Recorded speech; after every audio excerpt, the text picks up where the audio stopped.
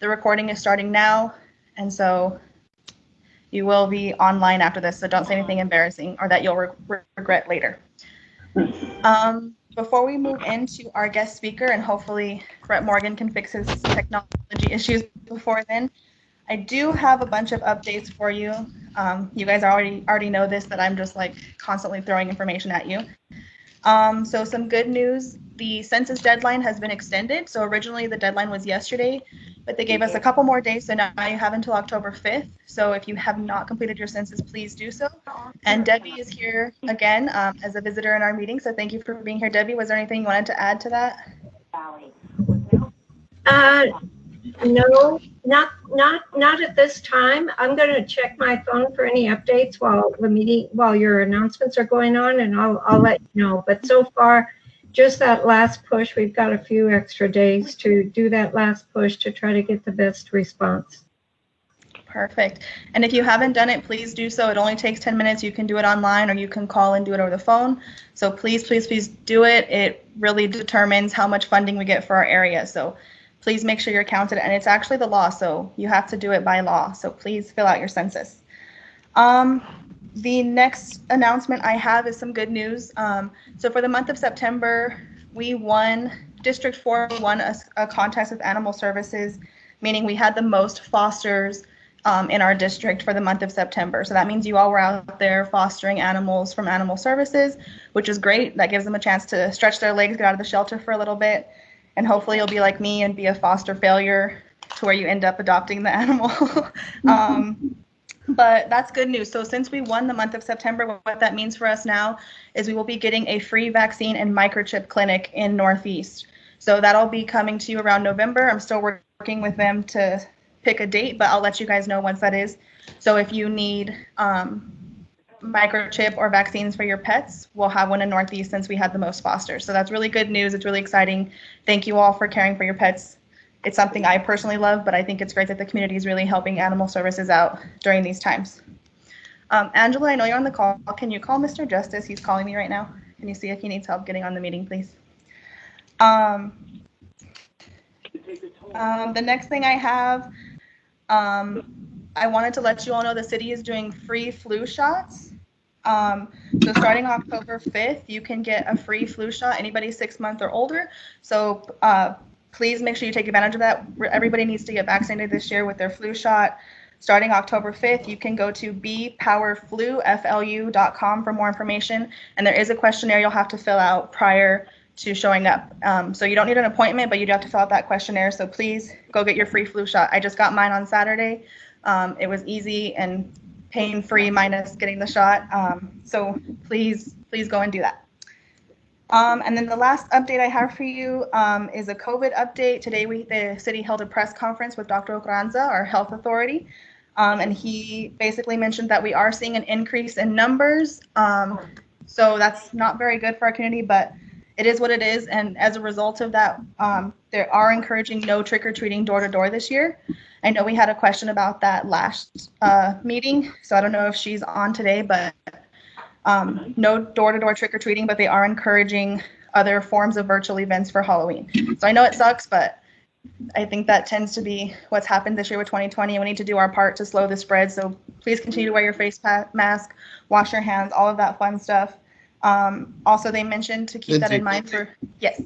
Can I just interject a quick point on Sure. the thing about Halloween? I know that one of the issues we're looking at is opening up the zoo sometime soon.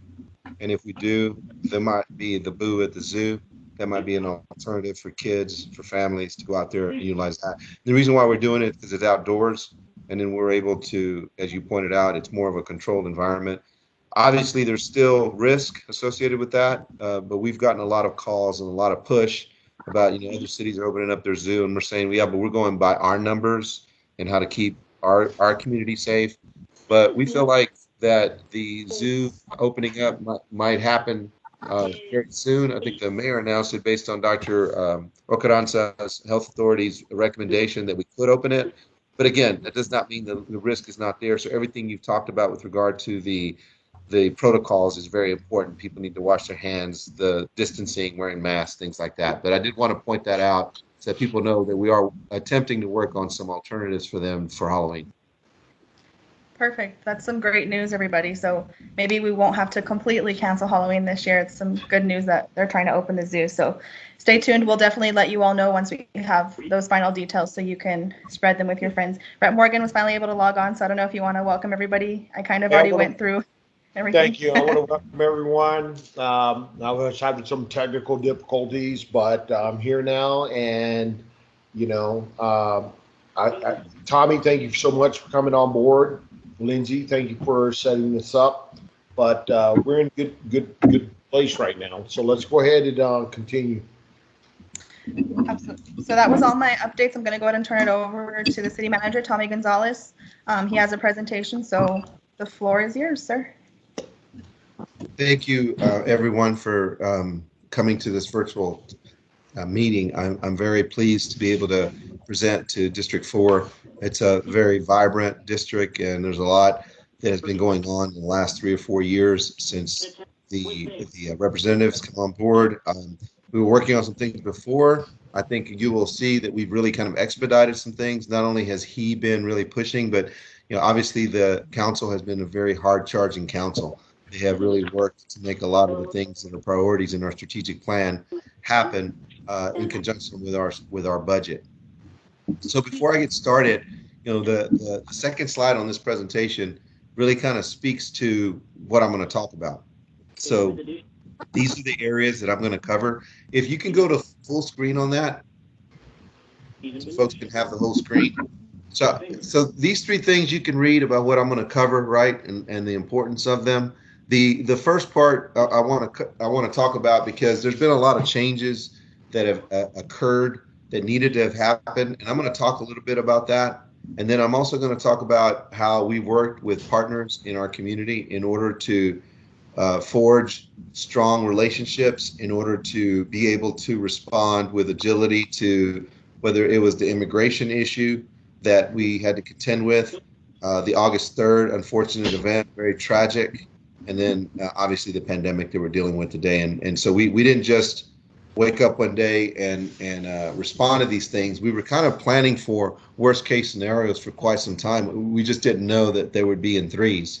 I think when you read different things, whether it's the Bible or other things, good things, bad things come in threes. And obviously we've contended as a community with 3 very tragic situations that we've been working towards. But before I talk about how we've transformed the organization, the reason why the organization needed to be transformed is you've lived here longer than I have, and you've seen that in the early 2000s, all the things that have been neglected. Streets were neglected. Police and fire equipment replacement was neglected. You had the number of police officers that was reduced dramatically during the same time that we were growing exponentially. During the BRAC, y'all should know this better than anyone, being right there by Fort Bliss, that when we were growing exponentially during that time, the city was reducing the tax rate, giving you the illusion of saving you money. And that's good. That's a good thing, right? You don't want to pay more in taxes. But what was neglected during that time were your streets, where the number of police officers had dropped by over 100. At the same time, you were growing by thousands.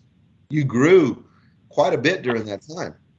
So it'd be no different than you buying 2 or 3 houses and then not mowing all 3 houses because you don't have enough money to mow all 3 houses because you bought too many houses, right? And so now you're doing away with your inventory and you're not replacing it. So a lot of that happened in the early 2000s. And I'm going to talk about how we've been able to address a lot of things that we were not paying attention to. And it all had to do with the fact that these things were being neglected. So when you talk about certificates of obligation, when you talk about debt, when you talk about your tax rate and the O&M, when streets have been ignored for a long time, and then now all of a sudden you have to pay attention to them and you have to pay for it, these things cost money. So I think what you're going to see during this presentation is that we've addressed a lot of areas in the Northeast that have been ignored and neglected for quite some time. So I wanted to kind of give you that as a backdrop, because when you look at the last 20, 30 years, there was a lot of things that were ignored. And I don't know if you know this or not, but in 1987, the city gave up its half a penny, its sales tax, to the county. We're the largest city in Texas. We're one of the top 6, 7 largest cities in Texas. We're the only city of those big cities that doesn't have 2 pennies that's coming into the general fund. What does that mean? A half a penny is equal to $45 million. So if we had that extra $45 million, that could maybe pay for more streets. That could pay for more police officers. That could pay for redevelopment of Cohen. That could pay for a lot of things if we had an extra 45 million. But in 1987, that was allowed to be given to the county, or the county took it. You know, they deserve credit for being on the ball and taking that from the city. So you need to know that that happened in 87. You need to know that in the 2000s, whenever the tax rate was being reduced, what you weren't being told is that your streets were being ignored. But you saw it. You saw it just by driving around. You saw a lot of the things that you've talked about in these meetings that you have are a lot of things that have been ignored. They're not being ignored anymore. So I just wanted to share that with you to let you know that that's kind of the backdrop of what we're talking about. So this is how big El Paso is right now. Obviously, there's a census being that's taking place right now. This kind of gives you an idea of where we stand. These are the key focus areas that we really pay a lot of attention to and put a lot of our energy into. So we have to make sure that in the budget process, the strategic plan is a priority. So what we've done is we have included the budget process in the strategic plan. We have included the strategic plan in the budgeting process and vice versa.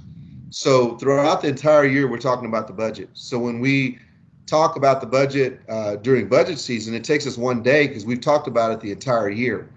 That's important because if you say streets are important, you want to fund streets. I'll give you a good example.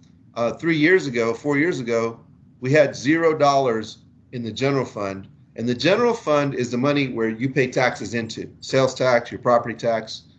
And there was no money assigned for streets. That's the reason certificates of obligations have to be sold. That's the reason why you have to have all these bond elections, because a lot of the day-to-day stuff is not in your budget. Today, we have $10 million that we've got set aside. Pay as you go is what we call it. What that means is if you're at your house, in the past, we were bond financing. We were selling bonds. We were doing certificates of obligation for things like mowing your grass. You shouldn't put that on the credit card, right? The mowing your grass should be a monthly bill that you pay. Your air conditioning, that should be a monthly bill. But when you look at selling bonds to do basic street improvements, which are resurfacing, not the reconstruction. The reconstruction is a lot more expensive. That's when you tear out the entire street and you rebuild it completely. Resurfacing is when you put a layer on top of it. You dig out a little bit of it and you put a layer on top of it in order to smooth it out and to take care of things like potholes. So when we say we're making priorities a priority, 3 or 4 years ago, we were doing 15,000 potholes a year. Today, we're doing 60,000. Okay.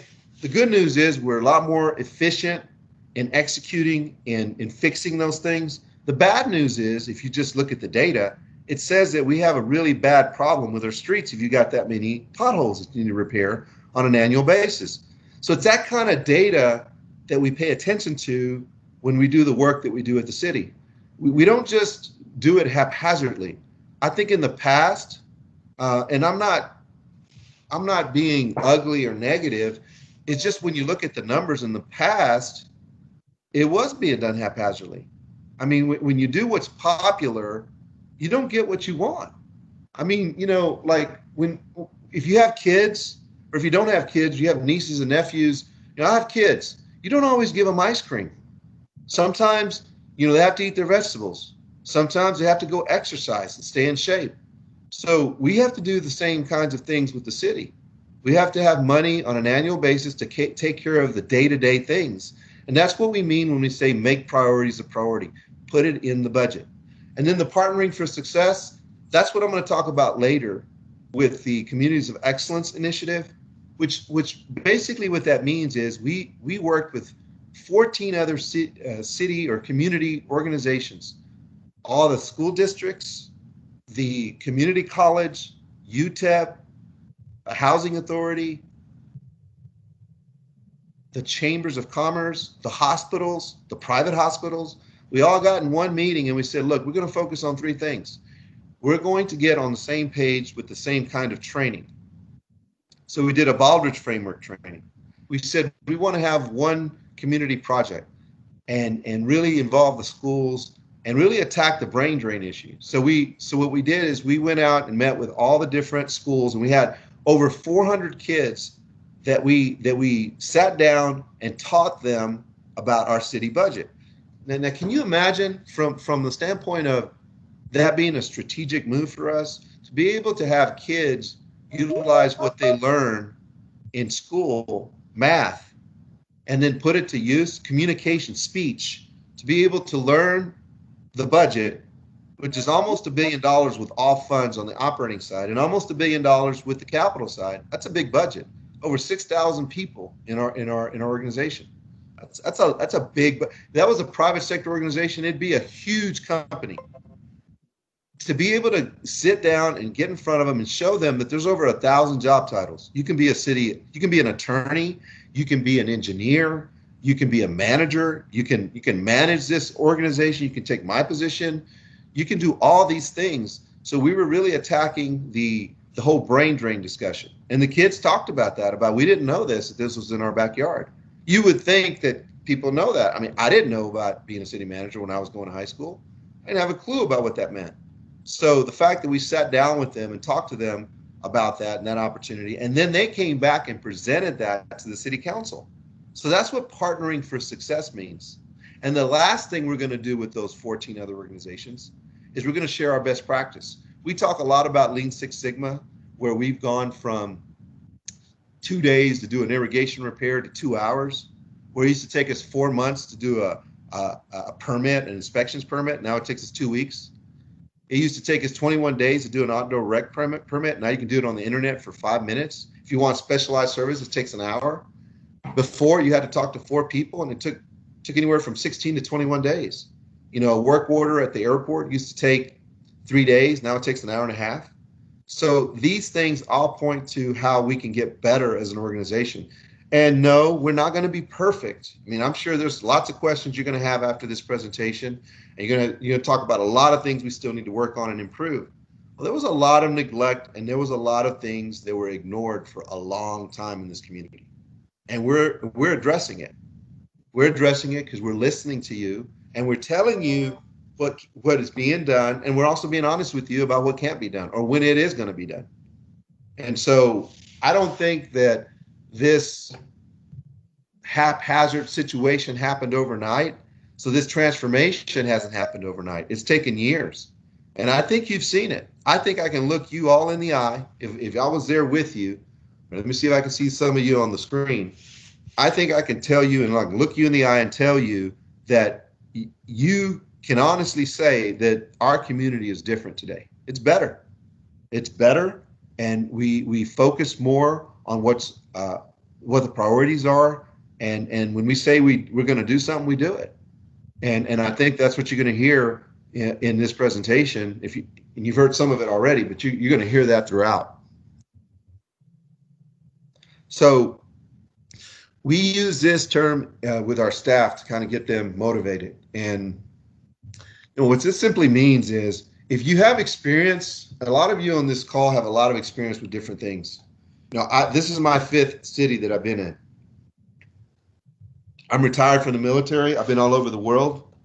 I've been in different situations in conflict and low intensity conflict. I've been in Central and South America in over 14 missions. I've seen a lot.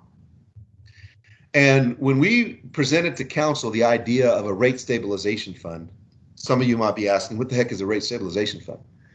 Well, we put that in place in the first city I was at. And what it is you put money aside when you have extra money in order to prepare for the worst case scenario. The military teaches you that, to always prepare for the worst case scenario. That way you're never disappointed. That way you're never surprised, and you're always taking care of your troops.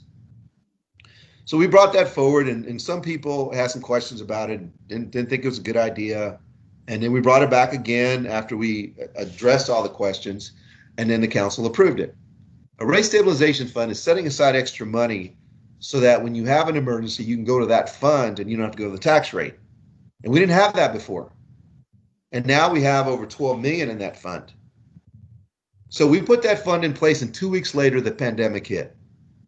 So when we say that vision is important, vision is just not aspirational where you, like our vision for El Paso is El Paso will be safe, will have safe and beautiful neighborhoods, a vibrant regional economy, and exceptional recreational, cultural, and educational opportunities with a high-powered organization for our community. That's what our vision is, because it's aspirational, and you can measure every single aspect of that vision. But vision is also looking out for, what could happen around the corner? What could happen that we need to be prepared for? Because nobody wants to hear excuses. I was told long ago in the military, excuses are like butts and elbows. Everyone has one. And I've never forgotten that. And I was told that when I was like 22 or 23 years old, when I was going to officer basic course. And so we always have to be planning for the worst case. We always have to be looking at what we can do to better prepare for anything that might come our way. So vision also is just making sure you're as prepared as you can be, just dealing with any consequence that might befall you in the future. So that's a good example of something we brought forward. Council finally approved it, and then again, 2 weeks later, boom, we had the pandemic hit. So we were prepared and didn't have to necessarily fly by the seat of our pants. We had some reserves, we had some abilities to do some things differently, and that's the reason why when we did furlough our employees, we paid for their health insurance 100%. And we did it through the entire budget year, and then we extended it to the end of the calendar year. So we have taken care of our employees. We have brought them back as quickly as we can. Right now, the reason why we're not opening up facilities is not necessarily about money at this point. It's about the fact that it's a health issue and the numbers have spiked. And so we wanted to make sure we're responsible. And when we do open up fully for those quality of life facilities, that we do it as safe as possible. Now, the day-to-day that has to be opened, we've always been open. We've had almost 50% of our staff always there physically. Those that can work from home and still get the work done like we're doing here are able to do so. And I would argue that we're doing as much, if not more work, because we're always on the job. I mean, we have more meetings now on weekends and in evenings than we did before, believe it or not. And I think it's because we're more accessible. So it's easier to get online, easier to do this. When this first happened in the first 4 or 5 months, we were really running ourselves ragged, and we were really running the staff ragged because we were doing everything every day, including Saturday and Sunday, in terms of these kinds of meetings. So every day went on and on and on. So now we do give our folks the weekend. We do have some of these meetings still on the weekend because, again, of the accessibility.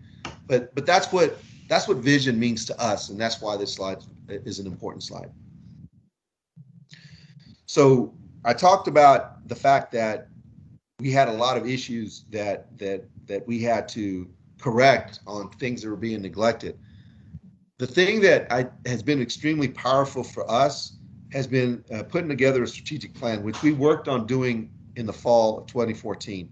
And we got some pushback when we did it because that was a foreign concept to some. But we got through that. We got it approved in January 2015. And the plan is important to tell people, kind of what the future needs to look like and what we need to focus on, kind of what our why is, right? And then you also need the mission, vision, and values. I told you about what our vision was. Our values are very important in that, we want to do things with integrity. We want to be responsible. We want to be exceptional. We want to be accountable, and we want to take care of our people. That's what our values are. And we show that every day. And you're going to hear that later in the presentation, how we do that all the time, and how with employee town hall meetings, we listen to our employees and we make the necessary changes. When we listen to them on what the needs are, and then we make those changes, guess what? We get more results from them. That means you get more results from that. So it's important to have a plan. It's important to have a plan. It's important to have a mission. It's important to have a vision. It's important to have values. And it's important that you follow those and you don't just have those be words on the wall. Our people are important. I think the last 6 or 7 years before I started working here, they hadn't gotten a raise. And you might think, well, they don't need one. We can keep the taxes low. But the fact of the matter is we were losing a lot of people to a lot of organizations right in our backyard. People like the county who have that sales tax and have the ability to pay more. And so you might think, well, that's okay. Then just hire somebody else. Well, you have to train those people. You have to get them ready. You have to motivate them in order to get these results. And these results were not happening. When you passed the 2012 package and you only had $50 million that was barely getting out the door in terms of projects getting done, you were very frustrated because you're like, I want more projects and where's my project getting done? Well, now that number is 3 times that amount. That number is 3 times that amount because we focus on our people now.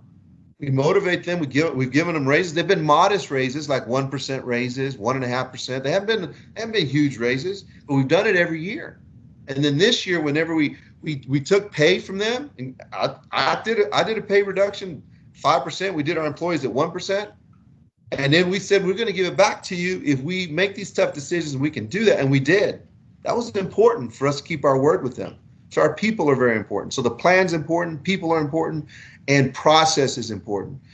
You probably read several years ago when they tried to do this gotcha to us on 14 and 15, about $20 million missing with Texas Department of Transportation state dollar reimbursements to the city. You probably read that. You probably can harken back to those articles and read those. Well, they weren't even right about the number. It was actually $19.2 million. Guess what? We've recovered all of it. And guess how far back that went? That went back to 2009. I didn't start to 2014. So that was meant to be one of those gotcha things, like we were doing something wrong or askew or there was something wrong with the process. What had happened in those prior years? They had cut people that looked after those funds to recover those funds. So that's walking over pennies or over dollars because you're worried about pennies, or that's poor planning. That's not focusing on your workforce. That's not ensuring that you have the process, the people in order to recover these kinds of funds. We also had an issue with community development block grant dollars, which go into most vulnerable areas in our city, that went all the way back to 2003 that we corrected. There were millions of dollars. We corrected that. That was another thing we had to fix. And that means millions of dollars in the future that we won't lose. The other thing we've done is that we did hotel motel tax audits. We weren't doing that. In the 4 other cities that I've been at that I told you about, we did that. That's the best practice. That wasn't being done in El Paso. That recovered almost $2.5 million. So with all those millions of dollars recovered, that would not have happened without having a strategic plan, without not focusing on your people. We just presented something to council that went all the way back to 1985, which we recovered funds from AT&T. It wasn't a lot, but it was $600,000. That's a lot of money to me. I mean, it's not 19.2 million, but that gives you the proof that we're working on all things. We're keeping an eye on all things. And this council has kept an eye on all things. This council has been extremely aggressive. They deserve a lot of credit for being that aggressive. So having a good plan, focusing on your people, having good processes gets you those kinds of results, that kind of performance. So those are the 4 Ps in that slide. These are some of the results that we've been able to achieve. In 2014, there was a $7.3 million deficit. $9 million had been taken from the savings account to pay for what you all talk about, the ballpark, and a lot of other costs associated with those other 4 or 5 buildings that are scattered throughout downtown. Yes, that happened. And yes, we had to address it. We've refinanced a lot of the bonds with the ballpark to save $20 million. $20 million. So we've not paid attention to those things. We've paid a lot of attention to it. And in our savings account, we put in almost $20 million, that $18 million figure you see. We've saved or been efficient with $99 million. We've saved or efficiently gotten back $99 million. We've got almost $300 million in new revenue. These are things that focus on what our priorities are. Remember I said priorities need to be a priority? Those are examples of what we've done there. And then we've had 4 consecutive years of no audit findings. What does that mean to you? When I showed up here, we had 21 external audit findings. That should have lowered our bond rating. I was telling the bond raters, why didn't you lower the bond rating? I mean, that's 21 audit findings. I mean, if you have 2 or 3 or 4 or 5, that's a big deal. 21 audit findings. Well, it goes back to that 19.2 million that I talked about. It goes back to those millions in CDBG. Goes to those things that you weren't auditing, like hotel, motel tax audits. All those things were not being done, and we had to bring to their attention. So, yeah, I'm not from El Paso, but I would tell you something. I love El Paso. And when this whole thing happened on August 3rd, and you had the superintendent from Plano tried to cancel that game, that hit all of us right in the heart. Hit me right in the heart. I had 2 council members call me in tears, saying we needed to do something, that they can't do that to our kids. I mean, it got me. I was very emotional. I was in Houston about to give a presentation to 1,100 people on transformation. How do you transform organizations? That's what my speech was about. And I tell you, I've never had a migraine. I got a migraine that night because it was just very stressful. And they wanted me to call folks that I knew from the previous city that I worked in. And so I did. I made some phone calls, and I didn't do it, but they made it happen. And then the kids were able to play at the Star in Frisco. And instead of a bad experience where what they were going to experience is adults making bad decisions, and that a game was canceled with El Paso because they thought we were going to do something to their kids or their family. I don't know what they thought, or that it was going to be a bad marketing for them. Again, I don't know what they thought, but whatever it was wrong. Number one, you don't cancel Texas football for mostly anything, and definitely not for something like that, whenever it was going to really send the wrong message to our kids. So I'm very connected to our community, and that was a big thing that occurred that really connected me even more. Some of the savings, I talked about the refinancing of the debt, almost $50 million we've saved there, and then these are some of the other savings that we've been able to achieve. LSS, Lean Six Sigma savings. Lean is the elimination of waste. Six Sigma is standardizing deviation. That has saved us quite a bit of money. So when people say, why are we training our folks? Well, I can give you 6.4 million reasons why we're training our folks in this. We've reorganized the organization to save about 5 million. And then there's some other savings that we've got there that we've done through the voice of the customer by listening to you and making changes and adjustments. We've saved $99 million. We've been able to bring $285 million. There was a lot that was talked about with regard to the electric utility being sold. We had no say in that. They sold themselves, and then what we wanted to do is take care of you. So we wanted the headquarters to stay here, and we wanted to make sure that we had money set aside for the future of El Paso. So we were able to negotiate over $200 million in that deal, whether it's economic development, whether it's for streets, different things we didn't have before. The other thing we were able to do in bringing in new revenue is we brought in $32 million from the state to make improvements at the bridge. We're one of the busiest bridges in the United States, and yet we don't have the technology that these other bridges have. We have no automation out there, and we've done some things to make changes there and made some improvements, but there's a lot more to do. And so that $32 million really demonstrates our commitment and really demonstrates the fact that we have a plan in order to make those changes, in order to get the results in the future that you're going to see exponentially when we automate the bridges. I talked about how we went from 50 million a year to over 150 million a year out the door in terms of projects being done.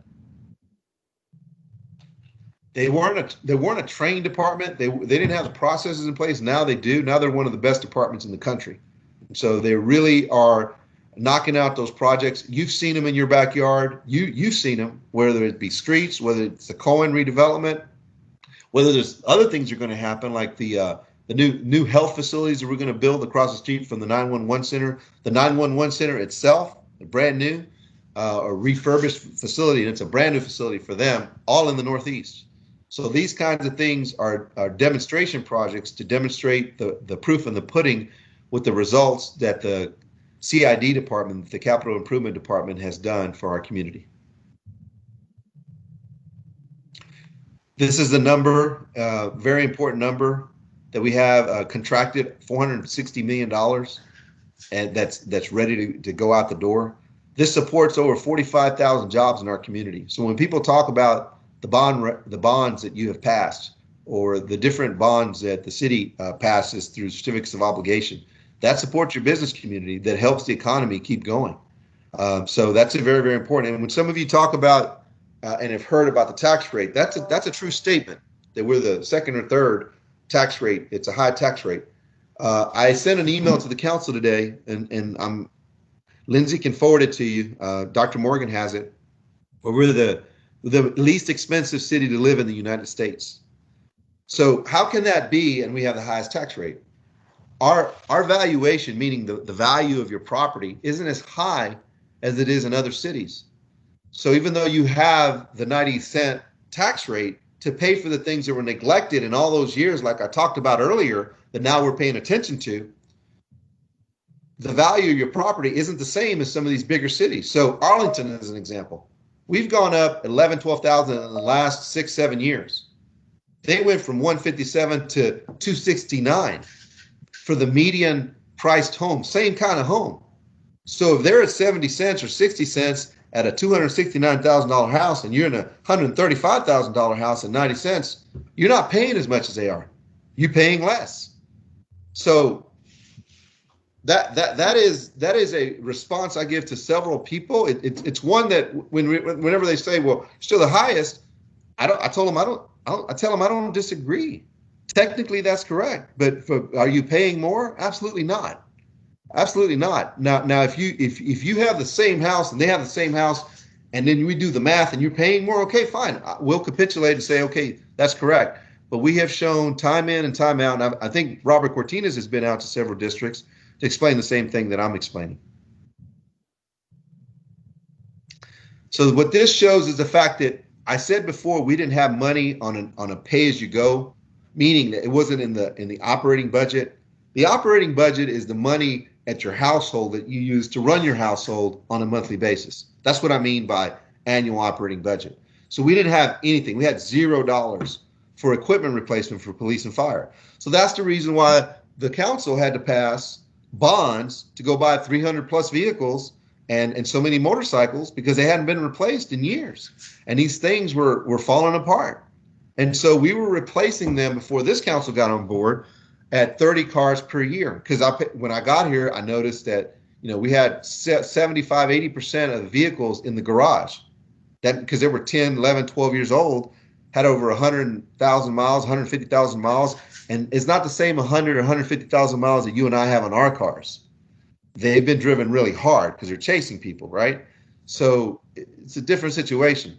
So having money on an annual basis is very important in order for you not to have to sell as many bonds.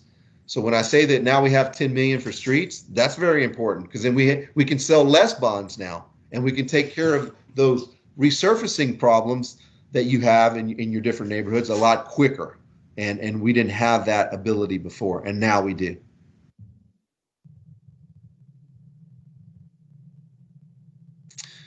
So the police department, this is the focus on the amount of money with police and fire in terms of how much we invest in it.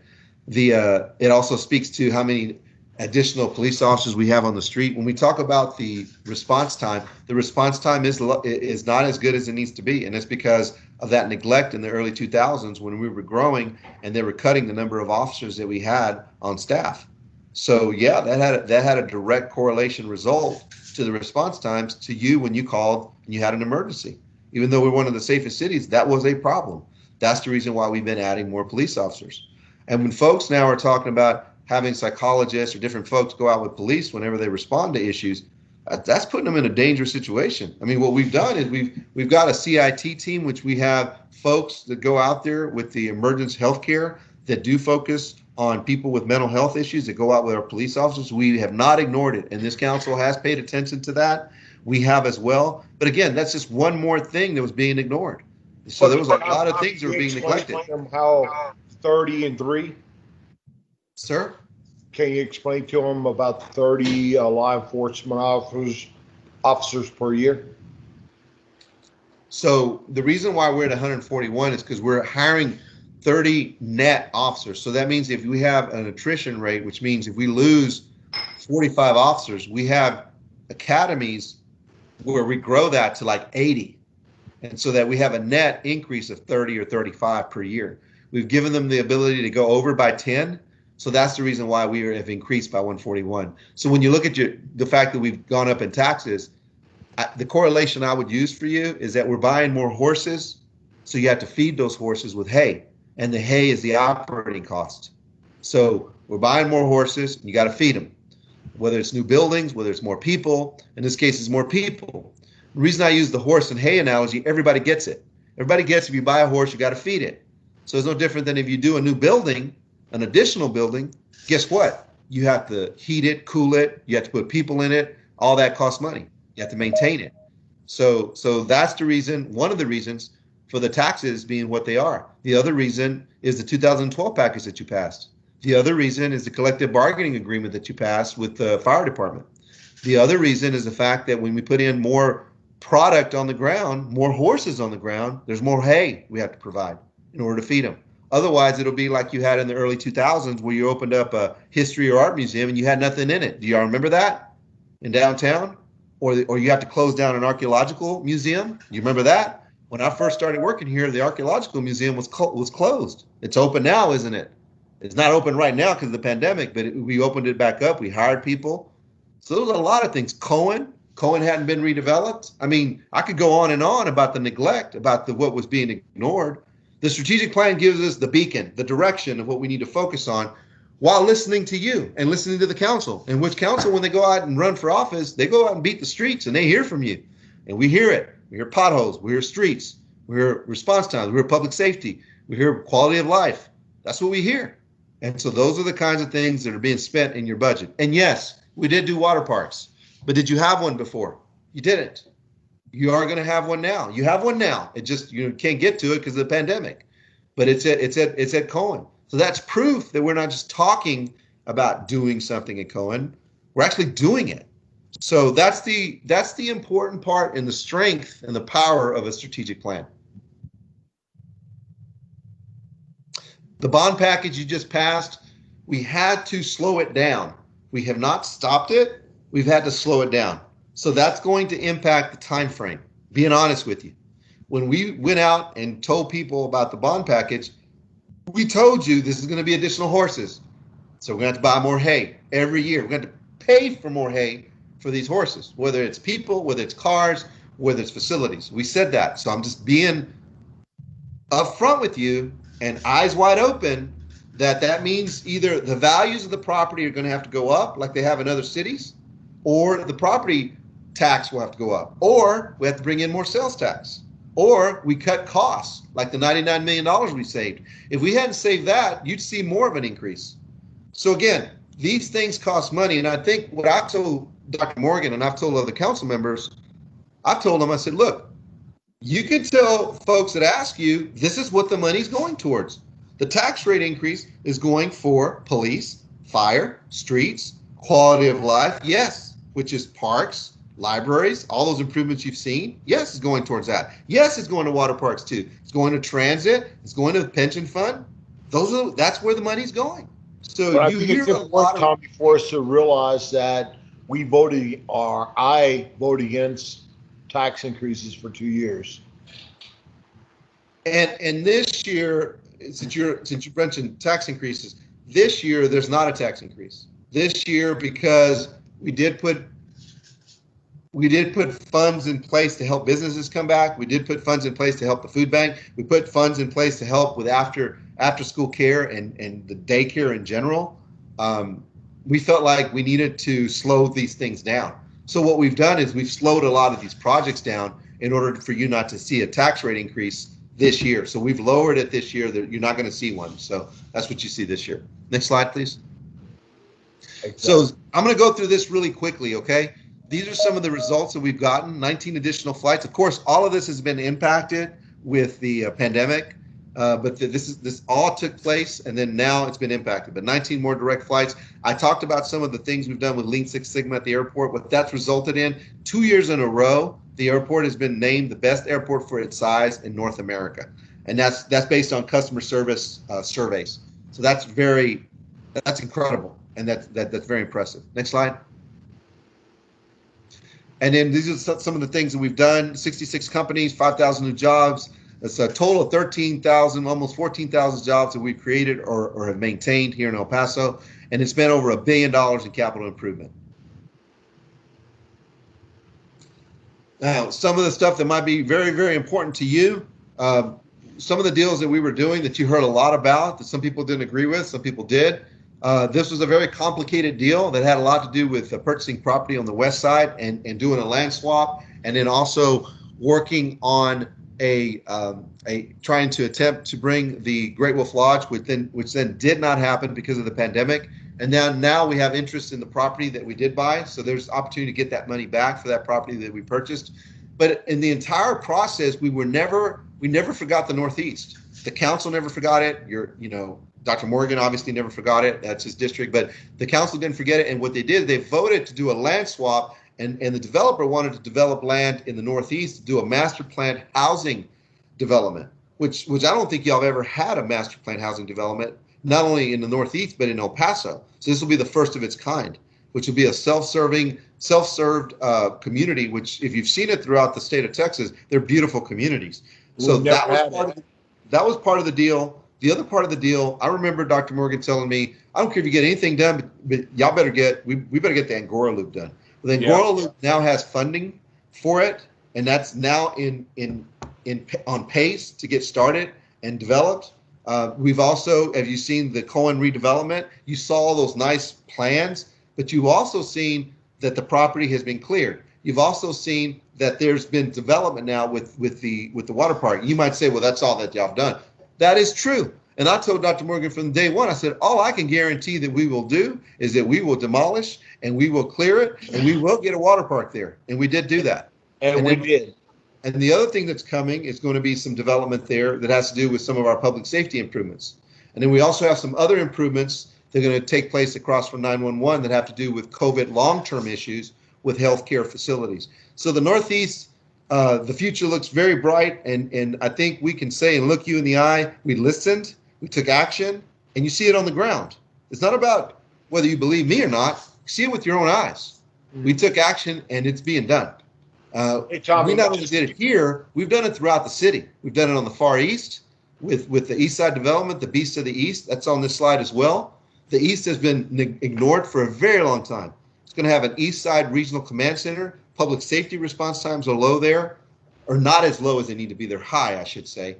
And the park system, the quality of life has been lacking there, and it's been the highest growing area of the city. So we are working to make amends there and make those kind of improvements, and we've done it. We've not talked about it, we've done it. They also have an 8 soccer complex, state-of-the-art facility on the east side now that they didn't have before. They're gonna have a multi-generational senior center and community center.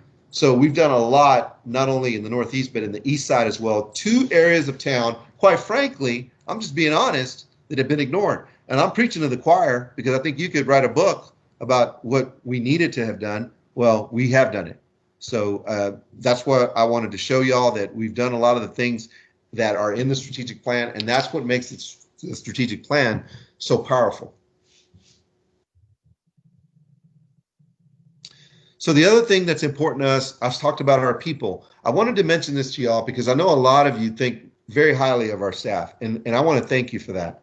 I think very highly of them as well. And what I've said to them in the past is that, look, you didn't have the tools, you didn't have the processes, and so the results weren't where they needed to be. It's not your fault. That's my fault. That's whoever's in my position's fault.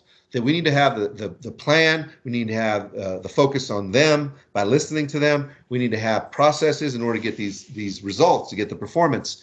So I functioned by something my dad taught me when I was little. He said it in Spanish. He didn't speak a lot of English. He crossed the border when he was 4.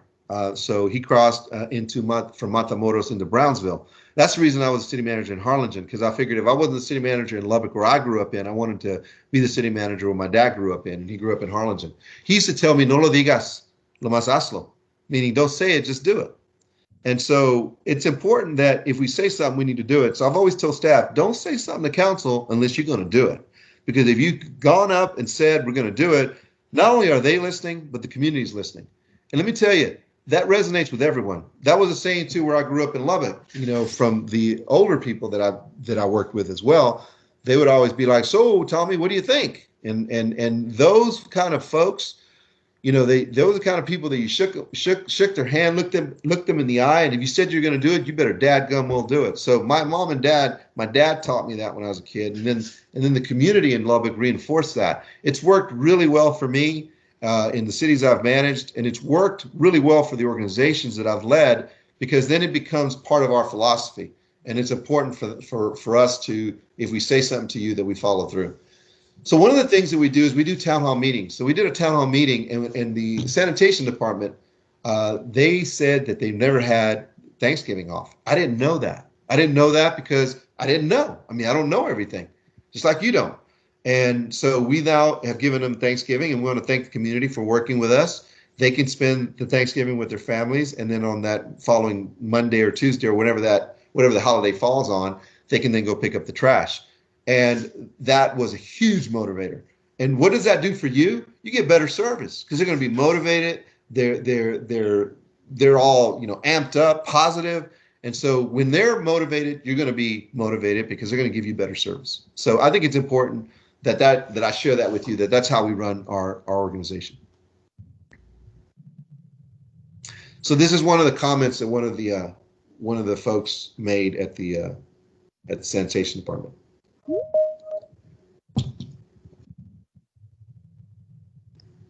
So as you read that, it's important. I keep talking about the plan. I keep talking about a strategic plan. I keep talking about vision. You have to have vision. You have to have a plan. Otherwise, if you don't have a plan, the vision is just a hallucination unless it degenerates into work. So I think that's vital. Next slide. So we put a plan together as a staff in 15, and then the council supported it. And we now have over a 90% regional life saving rate. We used to be where we were at 21%, meaning 79% of the animals that came into the shelter were put down. And that just doesn't speak very highly of us as a community. Public health has had great results with vaccinations. Next slide.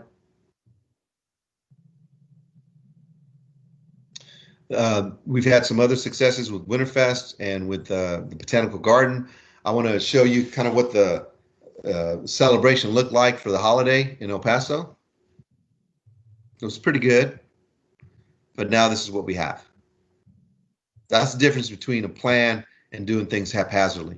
Let's go to the previous slide.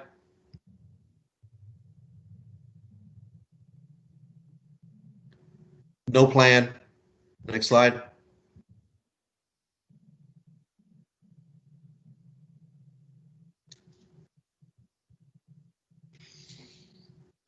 That's when you have a plan and you execute the plan.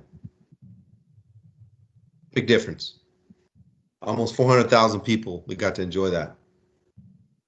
And then that Bienvenidos, that's part of the Paseo de las Luces on the border. We talk about how we're part of Juarez is a part of El Paso, but yet we had a really pathetic welcoming mat. And now that's the welcoming mat that we have. So that's a very good example of not just saying it, but doing it. Oh yeah, Fort Bliss is El Paso. El Paso is Fort Bliss, but we had no plan. Now we have a chief military officer that we put in place with Paul Albright. Now we have an annual Thanksgiving luncheon with our employees. We have almost 900 veterans. I'm a veteran. Dr. Morgan's a veteran. Kerry Weston's a veteran.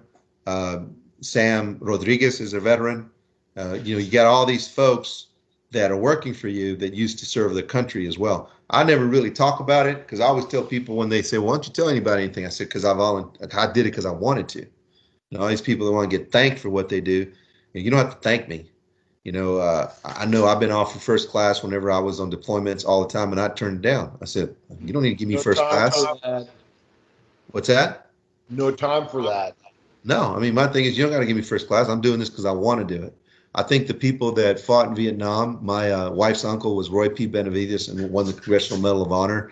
I think people like that who were drafted and who had to do it, I really respect and admire and feel bad for them that they didn't get a hero's welcome when they came back.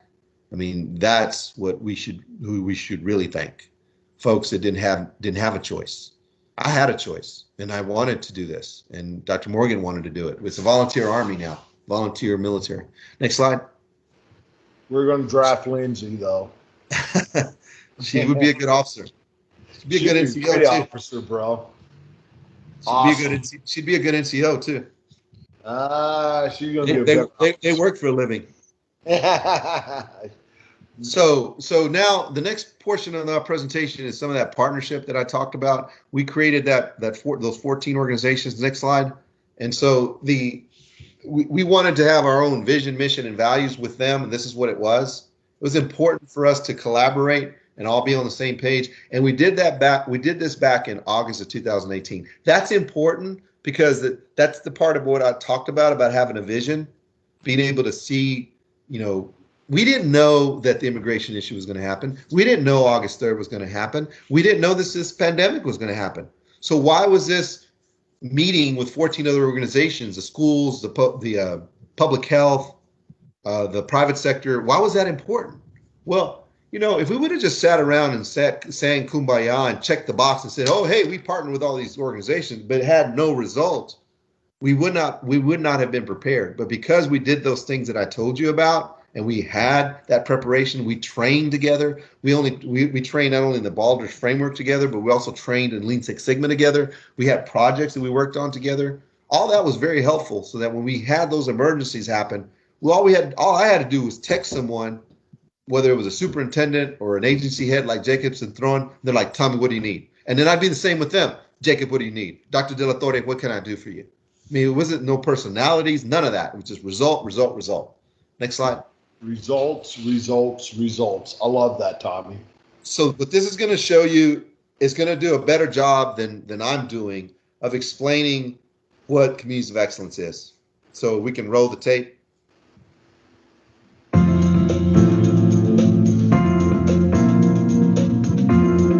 So the Communities of Excellence is an initiative that we started here at the City of El Paso and reached out to 14 other organizations in the community.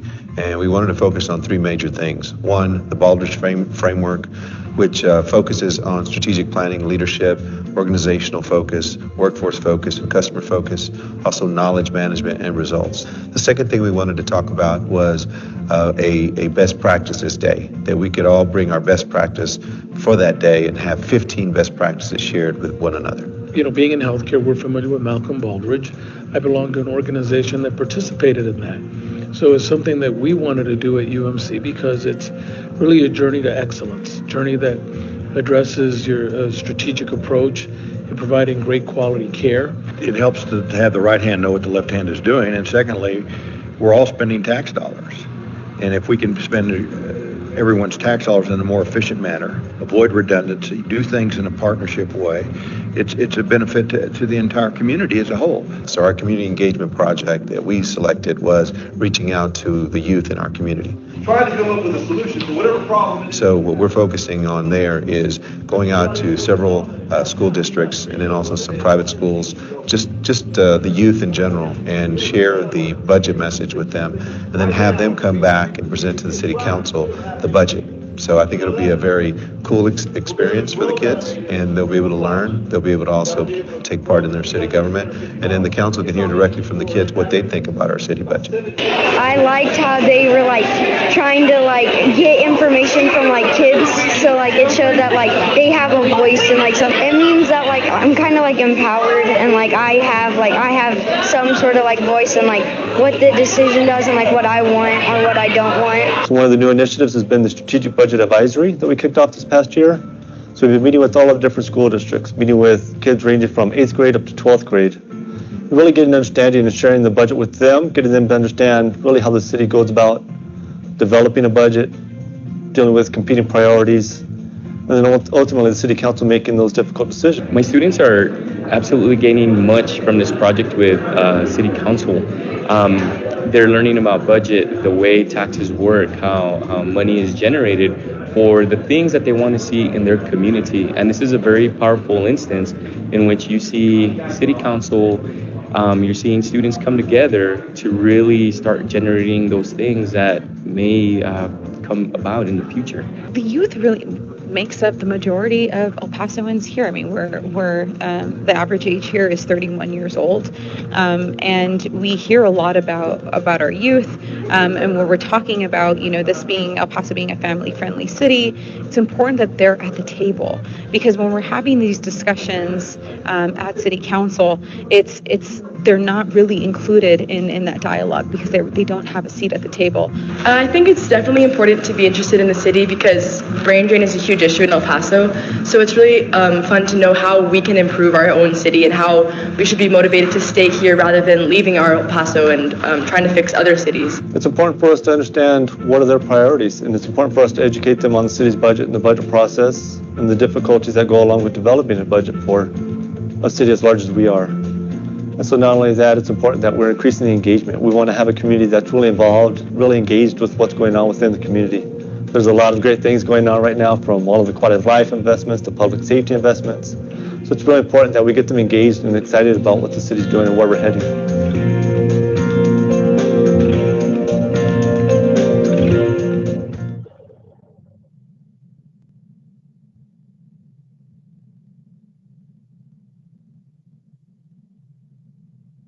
So this is just showing you the fact that the one on top, we've won the State Baldrige Award. We're the largest city to win the Texas Award for Performance Excellence in the United States.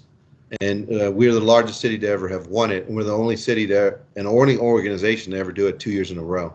And what this award focuses on is the strategic planning that I talked to you about, leadership, workforce, operational, customer focus, those three areas, knowledge management, and results. The knowledge management are things like ISO or Lean Six Sigma that I've mentioned before, and things like surveys and what you do with those surveys, whether it's the employee town halls or whether it's just surveying you as a public and finding out how can we save money based on what your trends are. As an example, in the recycling, the bins weren't being filled in 1 week for the recycling bin. And 87%, I believe, of all the respondents that we surveyed said they don't fill it up in 1 week, usually 2 or maybe 3 weeks. So we went from 1 week pickup to every 2 week pickup, and now we save like $2.6 million.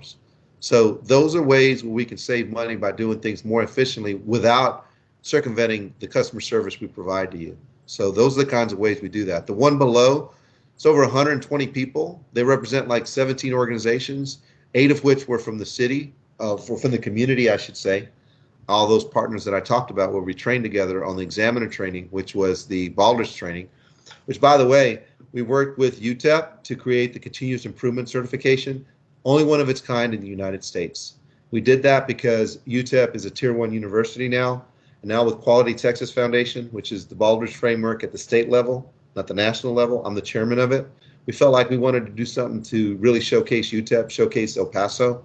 We're the only Division I, we're the only university, period, of any college to do it in the United States, and that's to provide a continuous improvement certification in those 7 criteria that I mentioned, that we won that award 2 years in a row in the picture above.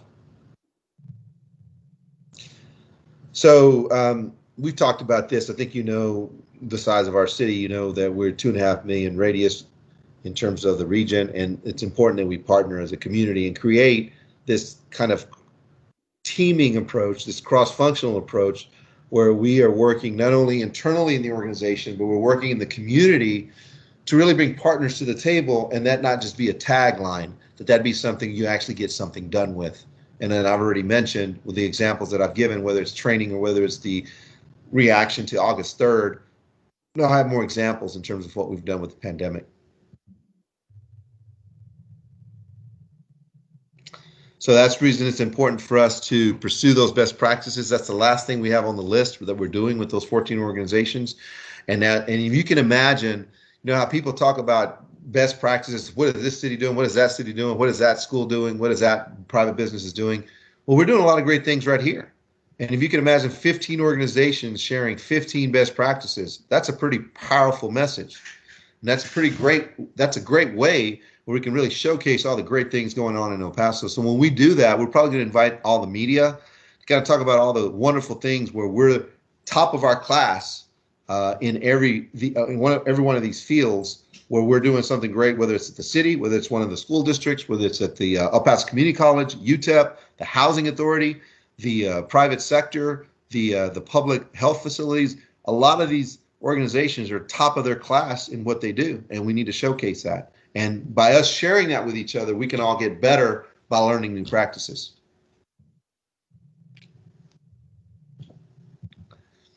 So we talked about this in the video, so we'll go ahead and flip this slide. We talked about this in the video as well, so flip this slide as well. So we have worked with UMC, and we've worked with others on the Lean Six Sigma projects, and we are sharing projects with them, and they're helping us and we're helping them. And let me tell you where we put that into action. And this whole COVID response, there was a lot of complaints in these state-run testing centers, but we were getting the brunt of it. It was the city's fault because they were at our sites. So instead of us saying, well, that's a state, we don't have anything to do with that, we owned it. We went out there and we did Lean Six Sigma projects, and we improved their customer service. And now the process is very smooth, extremely smooth. And the state was doing that, the testing, and they were doing that with the private sector. So when you talk about, well, the private sector can do it better, or why can't the city do anything right? Well, we can do things right. And what we did is, because we had a very good system in place and the training in place with UMC, they listened to us, because we went in there and we showed them we were the subject matter expert on how to provide this service in the best way we can. And what Lean Six Sigma does, it gives you different tools. One of the tools is process mapping. Process mapping is how you provide that service from A to Z, and how you can then map it out and make it better. And you use this model that's called DMAIC. You define the problem, you measure it, you analyze it correctly, you then make the improvements, and you sustain it by controlling the measures and then doing the same thing again. Kind of like a plan, do, check, act scenario. So we did that, and then we were able to improve the testing and the way the testing was done. Our city facilities, you did by appointment. We were very much centered on customer service. Everybody was like, why can't you put up more city facilities? Those are being run really well. And what we said is, we're going to create a force multiplier. You in the military understand what that means. And the force multiplier was, we have all these different sites throughout the city. Why not teach them? Why not teach them how to do it better? And that's what we did with the Lean Six Sigma program. And we did it, and UMC did it. It wasn't just us. UMC went in there. They're the medical professionals, right? And then we were in there. We were the professionals and experts in Lean Six Sigma. And it gave us the ability to go in there and tell them, this is how we think it should be done. And they listened to us. We got an award for this Communities of Excellence initiative at the state. We're the first city to get it at the state level. And it happened because of our partnership with UMC and EPISD. So our recovery and how we've dealt with that. I know I've got a video I want to show you in terms of how we shared information with the public, how we've shared information with our employees. But one of the things that was very important is that we set up a process, just like I told you before about this teaming concept.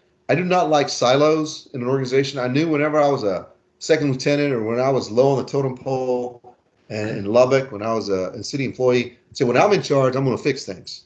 And so when you're in charge, be in charge, right? And then make the things better for everyone. So what we've set up, and this next slide will show you, is we've set up this process where we got experts in their fields of expertise. You have some people that are good communicators, some people that are better at forcing things to happen, and we set up a cross-functional team. Before I get into that, I want to show you the video that we shared with our employees, and we've shared with different groups in the public.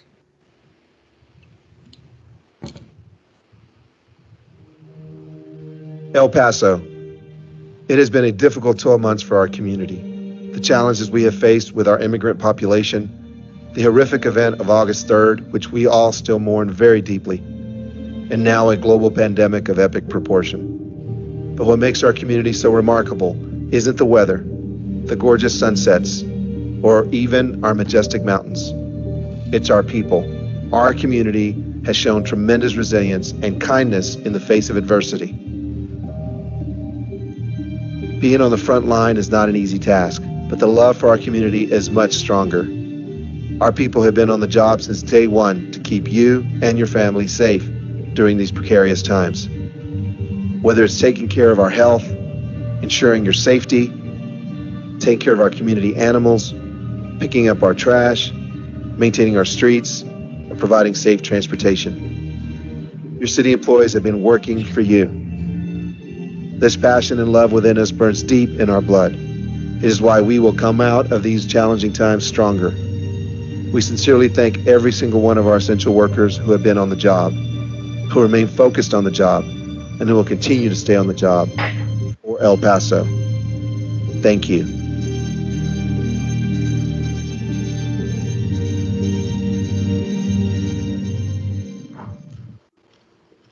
That's a great video.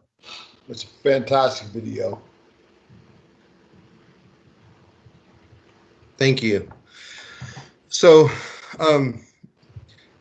how did we respond? There's been a lot of questions about this. I do want you to know that we've tested almost 300,000 people at this point, or 300 tests have been administered.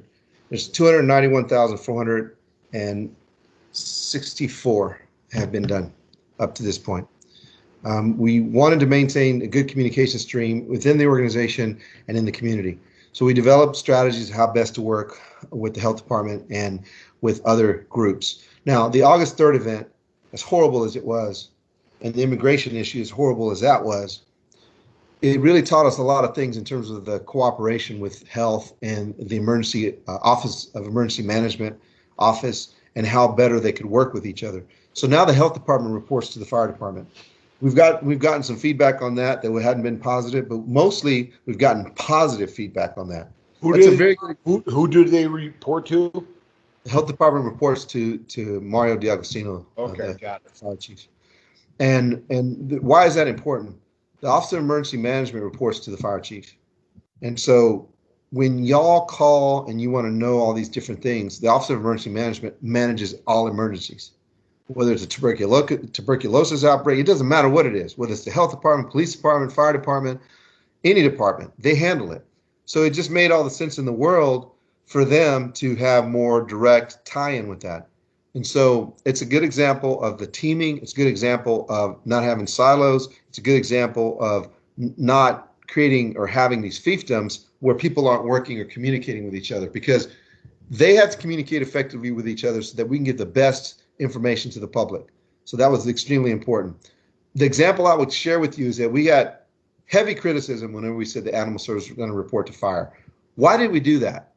The animal services department had outbreaks of disease in the shelter constantly.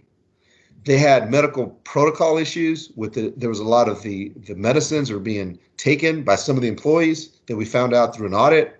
And so I don't know if you know this or not. I don't know if because it's so obvious, you might forget, but who reports to you or who comes to you whenever ambulances come out to you? The fire department, because they're in charge of ambulances. So they come to you. They already are in the health field. They already do it. They do vaccinations. They do all of that stuff. It just makes sense to dovetail them together. To have them separate is very inefficient and very costly. Not only is it costly in terms of money, but it's costly in terms of the communication that's lost, the efficiencies that are lost. So this is no different than if you had your own company. How would you run it? Well, you would want you would want the left hand to know what the right hand is doing. So it's very important that they speak with one another and then communicate with one another, and there's a good chain of command so that you can get those results. So as I was saying about the animal services reporting to fire, those protocols, they had these strict protocols where they shut it down and they cleaned the whole system. We have had no outbreaks since then. The medical protocol, there's nothing that's missing anymore. In terms of how they compartmentalize all their different medicines that they have at the ambulances, they've just transferred that kind of same mentality over to animal services. So they went from 21% live release rate to over 90% live release rate. So, I mean, the proof is in the pudding, right? So the pudding is there, the proof is there, and we believe the same thing is going to happen with the health department. So this is the cross-functional team that I talked about. You'll have some people that typically aren't in charge of different areas. One example is Tracy Jerome, who's over quality of life, over the museums, over the parks, over the zoo, over the convention center. Those are all quality of life, fun stuff to do, right? Why would she be in charge of testing?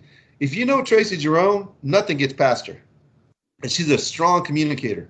And I needed someone that would be a beast on something that's probably the most important thing to us, and that's testing. So that's the reason that happened. And you have people like that throughout. You have Ellen Smythe, who's very, very good on operations, extremely good. And she's in charge of the compliance piece. So you got different people that typically wouldn't have done it. If you throw it all on one department, it's too much. They would have been overwhelmed. And then you got Angela Mora, who has over 40 years of experience in the public health area. You have Dr. Ocaranza, who has been our health authority for over 12 years.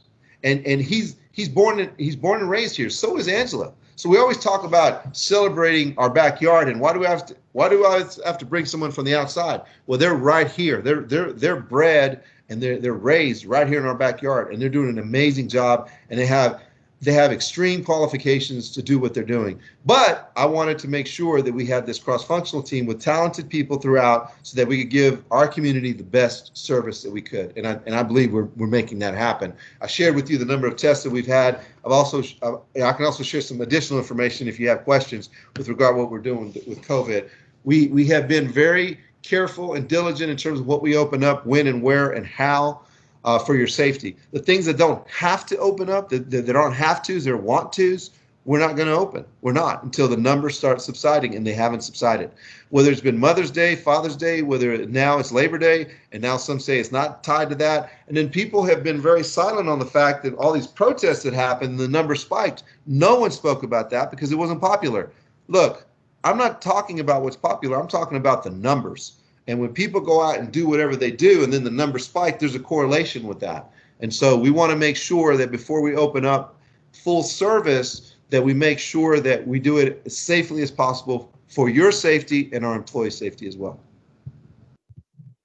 So the financial stewardship of the CARES funding that we've gotten are focused in 3 areas: the response and recovery, community response, and the public health and safety.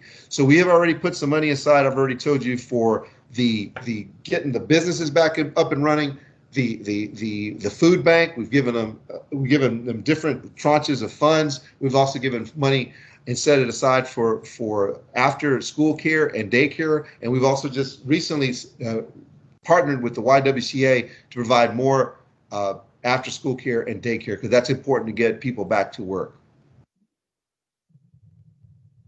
The Pledge to Safety is something that we have on our website, El Paso Strong, which, by the way, won the best in class in the entire nation.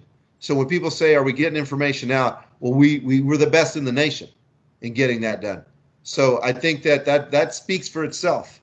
And one of the things that we've done is this Pledge to Safety, where businesses can pledge to be safe, and then these are the protocols that they follow, and then these are the best practices or in our backyard that we share with them that they're able to institute in how they provide services to their customers.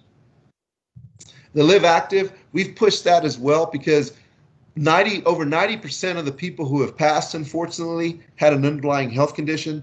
I had my annual physical this year, and the doctor said I lost 6% body fat. When this thing happened, I'm not saying that to share too much information with you, but I'm sharing that with you because this has been difficult, and I'm a retired colonel. I played football in college.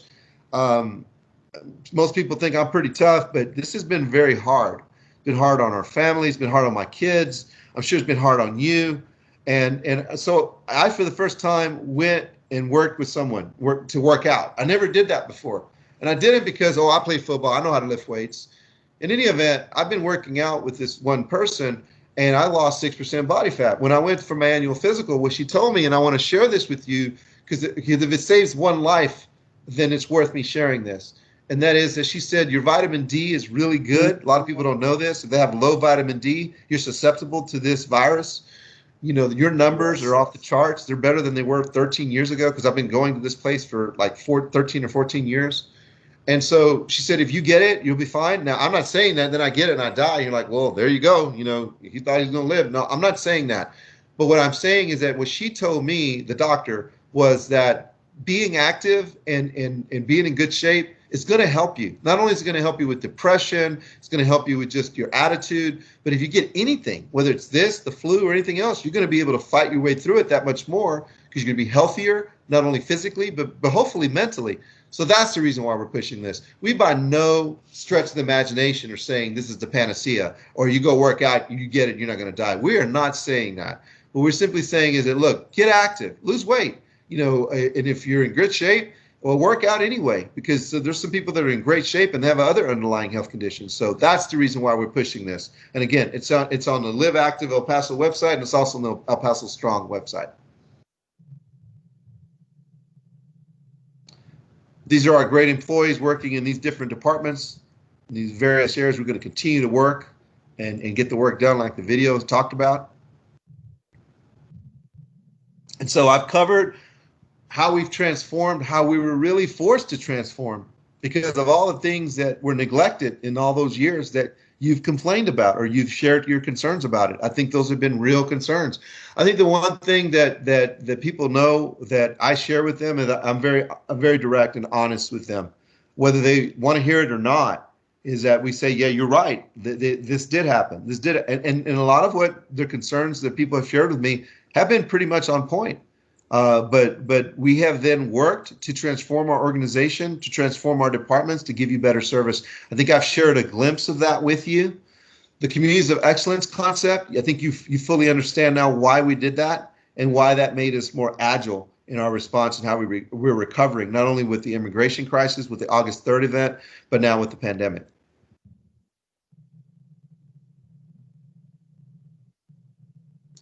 So that concludes my presentation. I want to thank you. I think I've shared the fact that we have saved money for you. We have made improvements. We have more work to do. We by no stretch of the imagination are perfect. I mean, we've got a lot of different cross-functional teams that we've stood up. We've stood up a recent cross-functional team with the El Paso Strong Resolution to look not only at policing, but look at across the organization of where we have systemic problems with issues that we need to correct. I mean, when people talk about systemic racism, I've never really talked about it, but it's happened to me. I don't talk about it, but it's happened to me. I mean, I had a lot of results in Lubbock. I was born and raised. I should have been the city manager. I wasn't. We had a guy that happened to be a certain persuasion who didn't want somebody like me who looked like me, and his excuse was I wasn't old enough. I was 36 at the time. We zeroed out a $35 million deficit, and I was really kind of the heir apparent, and I didn't get the job. Went to Harlingen. I've been in the military. I've seen different things in the military. I haven't complained about it. When I got here, I got attacked by two people that are a certain persuasion. I could talk about how that's racism.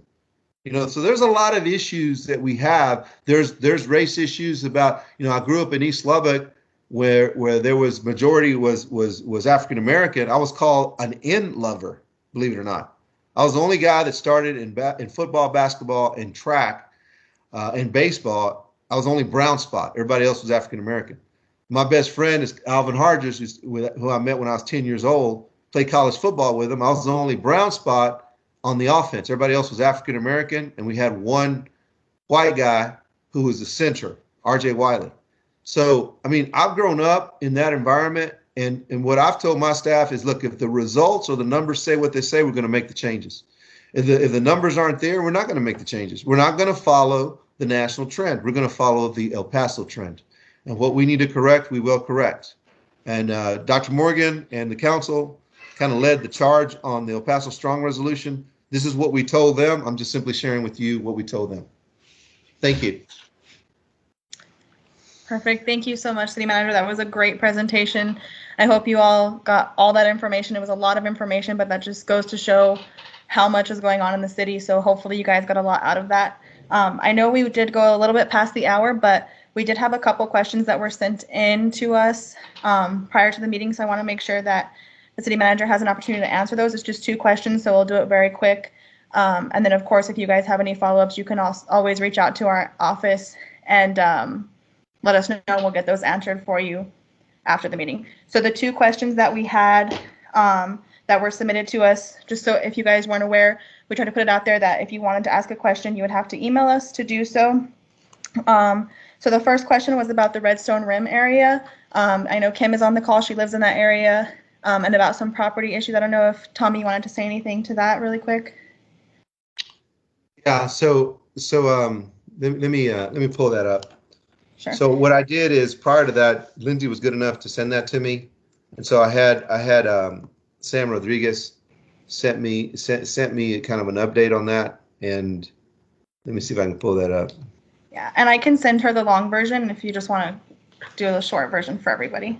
So one thing that I did send you was the capital project report for the area. I think y'all may have already have that on the list. Yes, sir. And we put that out, and just so you all know, that's the very beginning of our newsletter that it went out today around 4:45. So that's at the very top. You can see all the projects for District 4 with the newest one adding, I don't know if you guys caught it, but the city manager mentioned the new health center that's going across the street from the 911 center. It's a really big win for Northeast. So hopefully you guys caught him say that. I hope you caught it too, because it's a big deal. So Lindsay, I'm not going to steal your thunder. I forwarded that to you. Will you go ahead and answer that? Sure, absolutely. So the short version, and Kim, I'll send you the longer version for the HOA details. But for anybody that's been wondering, because I know it's been brought up a lot at our meetings. So right now we're working to verify ownership of those two different pieces of land. Kim, you know which ones they are. There's a little triangle next to the Shapley's home, and there's the one off of Whitehall. So once we verify those two pieces, it's kind of complicated because they're very separate, but they're kind of together, if that makes sense. We'll be able to move forward to see what they're willing to donate to the city or not. And then once we have that information, we'll have to do the liens and the covenants and all that fun legal stuff. And then after that, we'll be able to basically move forward and revise who belongs to what. I know you guys were looking at doing a community garden on the Whitehall property, so we'll make sure that all that legality is taken care of so that can happen if it's possible. So Lindsay is amazing. So Thank Lindsay, you so much. yes, ma'am. So Lindsay's amazing. So whatever she needs, I'll make sure that I provide that support so you get those questions answered if she's running into road traps.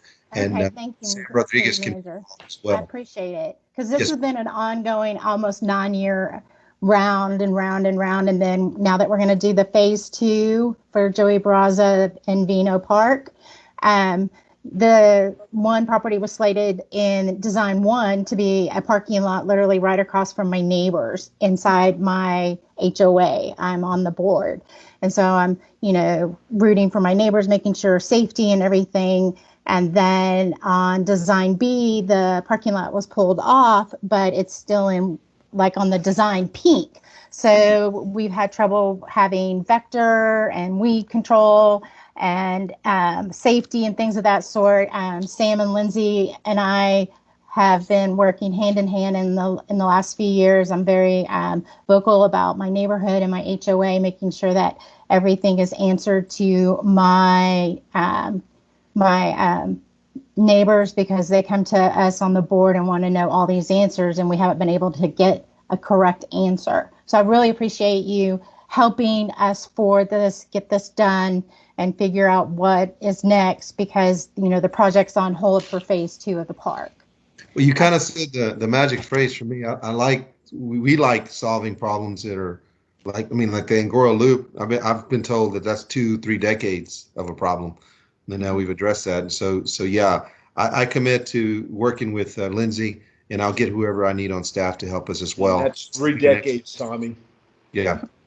So that we can help you with that. I'm sorry, go ahead. This is just really important to me because I'm, the name of the park and who it represents. I've become good friends with his mother, and the safety of the park has become a big deal. And so I appreciate you, Mr. Tommy, helping us with this. And I grew up in the Dallas-Fort Worth area, so I know of you and Irving. I used to live in Valley Ranch. Okay. So, well, that, what I pride myself in, life's too short, right? We're going to all die very soon. And and to me, soon is, even if it's 20, 30 or 40 years, that's soon. We don't have that much time. And I want to live on this earth with some purpose. And so, yeah, what you're saying, what I'm committing to you, and you can write this down, I don't care, is that we're going to focus on this and see what we can do to address the issues. If we can't address them, we'll say why we can't. Okay. But you're going to have, we're going to help you answer all the questions you need answered. And where we can address them, we will definitely step up and do what we can. Yeah, come on out here and see what we've got. It's a pretty neighborhood. I take really great pride. Yeah. I've been out there several times. I have no problem. I'll be more than happy if Lindsay sets it up. I'll go out there with Lindsay and Dr. Morgan and with you and go see it. It's important to us that, what I find in El Paso is that there's a lot of stuff that people have been told and it hadn't happened. And I know whenever I say stuff to folks, the council says stuff to folks, our organization says something, I think it's important that we follow through. I mean, that stuff I said, my dad passed in 2016, and I wasn't able to see him because of crap happening here. And I will never forget that. I don't care what anybody says. I will never forget that. So that slide, even though I didn't get emotional, it's a very important thing to me. So yeah, I definitely want to help with that because it's important to the community. I think that not only you, but the East Side, as I mentioned, feels like they've been neglected. And I think there's some proof of that. There's some evidence of that. And I think now there's some evidence of the fact that we're making that change and that we're showing that there's a difference today. Absolutely. Yeah, and Kim, I'll send you all that information and I'll keep you posted of all our updates. And then the last question for the city manager was Rep. Morgan gave $1,000 as a donation to Flags Across America to help bring the flag back. Are you planning on donating any money to help out this veteran organization? And that was $1,000 of my personal money. Yes, that wasn't city funds, so there is not a city donation. That's illegal. Thank Personal you. money. Well, actually, I'm going to match his amount. Is the answer to that question. That's awesome. I hope our Flags Across America people are on so they can hear that. It's a really good thing. If you guys aren't aware, the flagpole was taken down because it's been up for more than 15 years and it was a safety hazard because, as you know, it's very tall and very large. So it was taken down because it needs some repairs and the insurance is only covering so much. So it's about $100,000 for them to fix it. So if anybody else can donate, not to maybe that level, but to any other level, that would be great. Because I know a lot of people reach out to our office and we're like, what happened to the flag? And nothing bad happened other than it's just typical wear and tear. So if y'all can donate, please do. And they've received a lot of donations, don't get me wrong, but we all need to think about what that flag represents and we need to all get involved.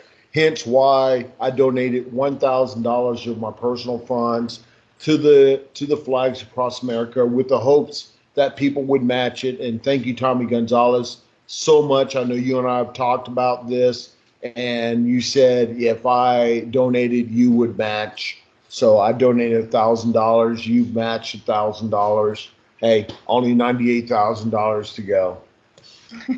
I think you're right. It's an extremely good cause. And Lindsay, if you don't mind, when you get me out there to go look at the neighborhood on the covenants and those issues, I'm happy to go out and look at the flags as well.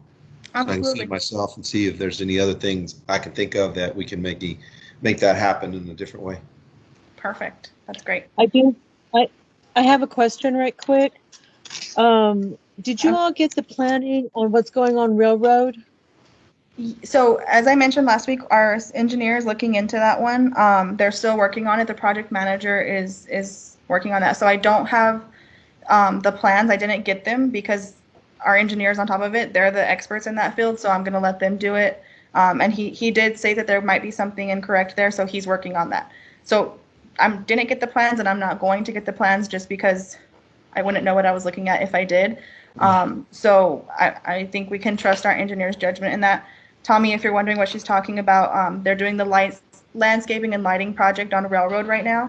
And they're building some drainage with some rock walls. And one of the rock walls is kind of facing a different direction than the others. So Ms. Newman brought it to our attention that it looks a little different than the rest of them. And I took it to CR4 and the project manager reached out and let us know there might be something wrong. So it's a lot because we have to work with the contractor and everything. So it is being addressed and we thank you for bringing that forward because, we could have moved on without that. So, Yeah, but so I won't be able to get the plans. if you happen to be out this way, it's the second island south of Threadgill. And they have the curved fences. Since you're going to be heading out sometime this way, you can look at it and see what I'm talking about. You're talking about on Railroad, those improvements? Yeah. I actually went out there last week because I went to the 911 center like almost on a weekly basis. So you're talking about those improvements on the medians? Yeah. Yeah, I know what you're talking about. But when I go out there again, I'll coordinate with Lindsay and I'll look at all the three things. I think this is the third thing. I'll look at all those things. She can take pictures if she wants. That way, I mean, I always think it's important for people to see. I mean, I know you believe me if I tell you, but it's important to show you as well. She can take pictures, know that we were at all those different areas, and then we'll follow up on what we need to do, Lindsay, on those three things. Absolutely. I'll help it, whatever you need help with. But not that Lindsay needs a lot of help. I mean, her and Dr. Morgan, they're kicking butt. I mean, it really was a very short kind of learning curve when he came on board, because Lindsay was on his staff, and he was. I told him he was very wise in hiring her. I think she's doing a very good job. Yeah, I did an okay job. Yeah, blah, blah, blah, blah, blah, blah. I think you're smart in spite of yourself, Dr. Morgan. So is that why he's so successful, huh, Lindsay? That's one, yes, that's one reason. That's one reason. The other thing, he has this knack of listening to people, and he just stays on it like he's got this stick-to-itiveness button that he keeps pushing. Thank you, Tommy. I appreciate you, brother. Reggie, did you have a won't get question? off of it, Dr. Morgan. I remember, I know I was hearing Angora Loop in my dreams. I was hearing Cohen in my dreams, and I was hearing Railroad in my dreams. And then what's that road that heading out to the sanitation area? Stan Roberts. That, I mean, my gosh, everything that was on the list. Need to fix Stan Roberts. I think everything that was on the list got done. And I tell you that the council, they deserve a lot of credit, because he was able to get their support, and that was key. Because I told him, I said, fine, but you're going to have to get the council support, and you won't knock it out. But I mean, this is a very rigid, bureaucratic environment we're in. I learned that the first 2 years I was here. Yeah. And because in other cities, I remember somebody asked for something, we'd get it done the next day. And that had nothing to do with whether you were doing something for someone and not for someone else. I did that for everybody, just to kind of knock down the red tape and get things done. But that being said, I mean, the fact that you stuck to stuff, it really, I think you showed. My whole thing with his predecessor and with him is to show, if you ask for something, we're going to act on it. And so I think we've done that. And there's more work to do. Like I said, obviously there's at least 3 things, if not 4 things we need to follow up on. So Lindsay, if you can keep me honest and get that set up for next week, I'm happy to do it. Absolutely. Yes, sir. I'll do that. Okay. Tommy. Yes, ma'am. This is Barb Pugh. On your list of things you hear in the Northeast, yes, ma'am. When you go by the 911, come over on Pompano, turn left, come up to Pickerel. Richard and all of you did a good job. They finally got the curves. The misreading of Marlin to Manila on Pickerel. They paved from McCombs, coming around the curve on Pickerel, and they stopped at Porpoise. And we couldn't figure out why. And for a year, Richard referred me to Jerry. They got our handicap. It's in front of Dolphin Terrace Elementary. I keep calling it every couple months to fill in the thing. I hope that is on while you're out here. Just swing up, and it needs to be finished. That project, we're talking 2 years now. Lindsay, and I want to thank you. This man, Tommy Gonzalez, I was the lady that for 2 years fought for railroad from Hondo to Marshall Road. Thank you. You took the track out, and it was great. And you came in on McCombs, you did it. That I wasn't even on. I didn't think you guys would do it, other than they did up the way, and they stopped at the Trans Mountain. But thank you. He is a man of his word. And out going toward Chaparral, that 1 mile strip, he got that done too. My neighbor really appreciates it. Well, thank you so much. Yes, ma'am. You're very welcome. And let me say this, that's very kind of you to say, but let me just say this, okay? That does not happen without the support of Dr. Morgan or the council. And so we as your staff need to be executing, and we need to do a good job. We need to be competent, and we need to be held accountable by the mayor and the council. And look, I got no problem with that. When people talk smack about that, I'm like, you know what? That's easy. My standards for myself are my mom and dad had higher standards for me than anybody else. I talked with you. We went to breakfast that time too. Yes, I knew right then you're walking in blind for one thing, and a lot of this stuff, and it does take time, but the fact that you had not been out here and you came out and we took the drive, Richard with us, I did the driving, yes, because I could take you where you need to go to see. But yes, you are a man of your word. Yes, it takes time, but this foul up was not you guys. It was, I guess, scribbling. Marlin looked like Manila on Pickerel. You stopped Porpoise, Tortuga to Manila. It's right in front of Dolphin Terrace. They did get the handicap curbs and stuff in, and I was told then, Jerry said it'll probably be 4 to 6 months. They had to do the curbs, and then they would come back in, and it's never happened.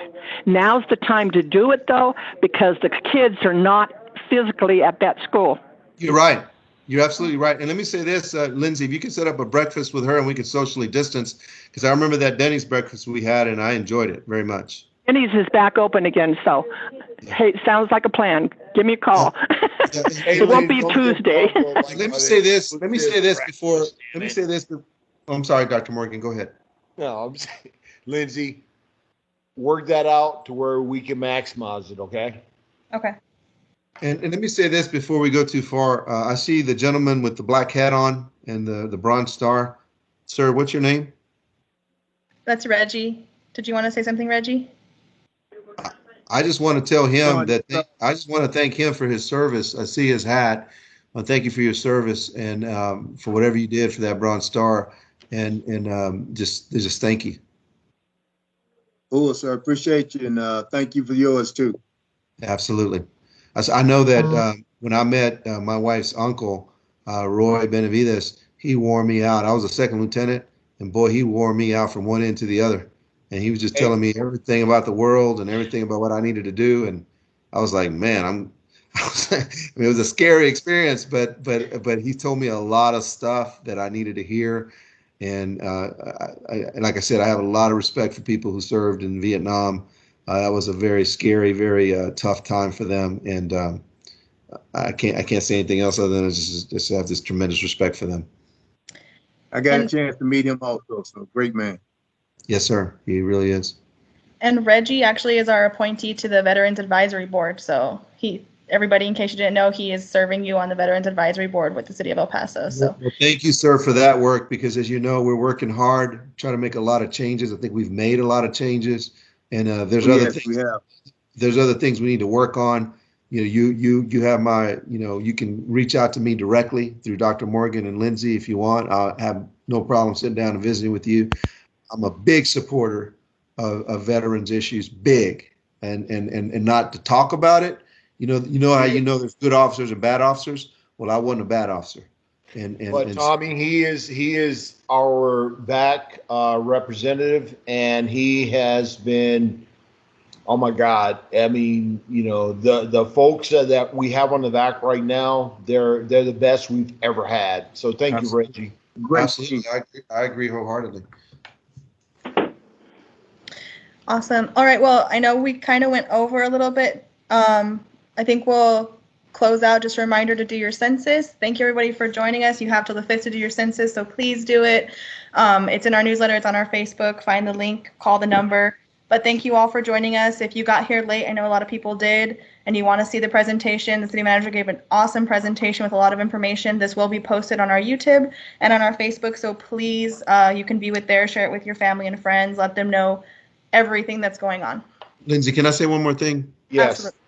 So what I want to do is I want to thank y'all for taking the time. I mean, time is so precious. I mean, as I get older, and I told you I lost my dad, and my mom, she's 84. She's about to be 84, and she's a very tenacious woman.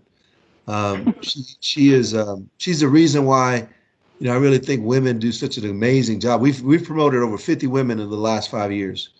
And it has a lot to do with my mom, because I see a lot of what she did in them and see what they can get done. And I just wanted to tell all of you that you spending the time to make your community better, you're not getting paid for this. You're not running for office. You're not in my position. You're doing this out of your own accord. And I just want to thank you for it. I mean, I see a lot of familiar faces on this screen, and you do a lot of stuff in the community. You don't get thanked enough. You do it because you want to have a better community and you care. And, when I've served in all these different countries, when I've been deployed, I remember people telling me all these things. Like when I went to Bosnia, their collection rate on the tax rate is 2%. You know, our collection rate is 99%. You go to Bosnia, you have like one of those oil change places right next to a restaurant or right next to a church. I mean, you have the very poor planning. You have tires burning on the side of the road by the mountain. I mean, you get what you pay for. And so, yes, we pay taxes in our country. We do. And whether I do the city manager gig here for however many years, or I decide to stay here forever, or whatever you decide to do, we're all going to pay taxes.